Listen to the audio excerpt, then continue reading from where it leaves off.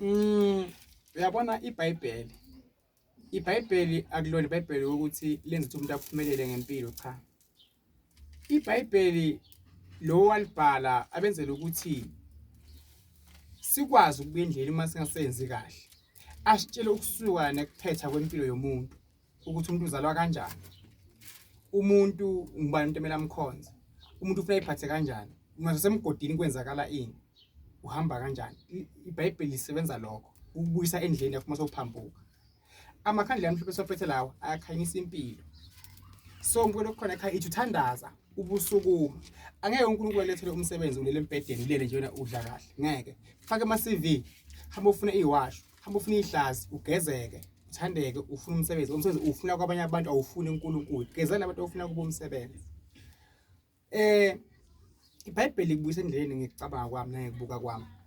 Nekuyiphatha kahle kwakho njengoba nabo bayiphethe kahle lapho. Ubunzima osebuthola ngabanye abantu ababazi bona. Kukhona sebangaka abanengane ezo4, ezo3, ezo2, naso ubuza kwenzakaleni akazange athole imfundiso. So ngibuka ukuthi bona basalalela futhi basakuva into engibatshela ukuthi mina ngimuntu wesilisa abantu abami ngihlala la ekhaya. So wasinakhulelwa kuyo nemehluko omkhulu because mina angikhulelwe nina khona besimama. Angisho ukuthi eziniphathe kahle ngabe khona mistake. Kuzoba khona mistake but mistake yakho mayithole so pushile okwempilo. Ngoba khona emakhaya sikhuluma ngesintu kakhulu ngumthandazo. Ngiyamthanda kakhulu umuntu othandazako, hayi ngoba ngikholwe kakhulu mara ngesithulu. Khonza kaShembe, Zion, ZTC, Apostol, Sindisiwe, yonke indalo la ngakhonza khona. Ngiyakujabulela futhi ngiyakuthanda lokho but usulahla isiko lakho noma ke imvelaphi yakho lapho usuka khona. uNkulunkulu akubusise basizokupha amavesi la khona eBhayibhelini. iBhayibheli ungalilahli nalo lizakubuyisela inini lizokhanyisa into zakho. Mangabe uthi imadlozi awekho into engekho leyo ubuse eceleni lokho qala kabusha namhlanje impilo yakho uzoyibuya impilo yakho izokuphila nizokhuleka lokhu lapho uphile prophet lokhu lapho khona connected emazweni kuphinda kuphi uphile akuzwe amavesi abakupha wona ezakunikeza impumelelo nawe usemncane ungangabi nawo 16 years 17 18 laba ngibantu bema-90s nje ngikhuluma 95 96 97 khona lapho abantu abancane kakhulu bana 20 18 19 izingane lezi nawe ingane embuke lokho nekhahle liphuyisho lenyoka uzinsuku zakho sande zona nakuzakutshela kwa sanibona babuyela emakhaya. Kusuku lesithathu einsukwini ngithanda ukunika nali ivesi lapha kuZaga 1:10 elithi indodana yami uma izoni zikuyenga ungavumi.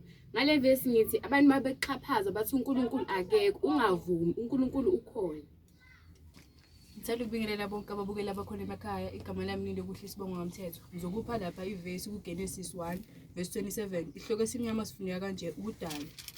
Verse 27. uNkulunkulu wadala umuntu ngomfanekisano wakhe. Wadala ngomfanekiso kaNkulunkulu. Wabadala owesilisa nowesifazane.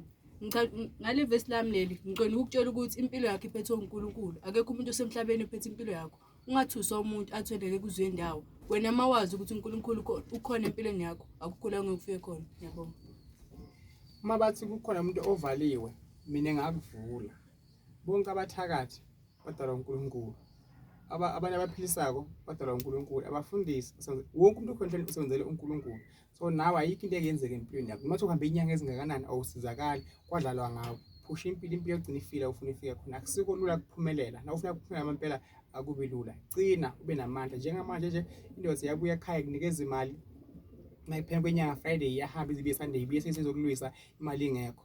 Unonkosikazi umshadile umlobolile menzele konke but akakunaka akenze shona kukodwa empilweni yakho. Uyahlukumeza uyachitha ini wasuthi uyakhuluma ulandela amaphoyisa. Bunzima odibene nabo lokho. Ngisengakusiza mina njengombukeli okhona lapha ekhaya ngingumthandazi ngizokhipha lo tag okulo uphile impilo ukuthi nawe manje so uyaphila impela uphila indlela efanele but uma ngabe umsamo wakho uhlonipha namadlozi wahlonipha konke lokho kuyawulunga. Ayikho into eyizelunga. Asibiyele masisweni sibiyele kuphi culture yethu siye kuyawa ngabantu bafundisi balungile bashimayeze basithandazele but bangasikhiphi emasikweni ethu. Asikholelwe emathuneni but siyakholwa ukuthi emathuna kunabantu esangasekho emhlabeni laba izihlobo zethu kumele bavule impilo zethu ngoba bangale uthi umfundisi asengcini uma uyintombazane ushone uyintombazane lephambili emantombazaneni.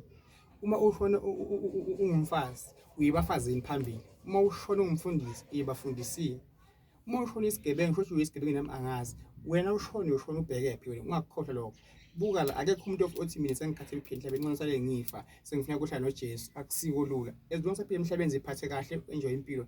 God bless you. Ngiyabonga.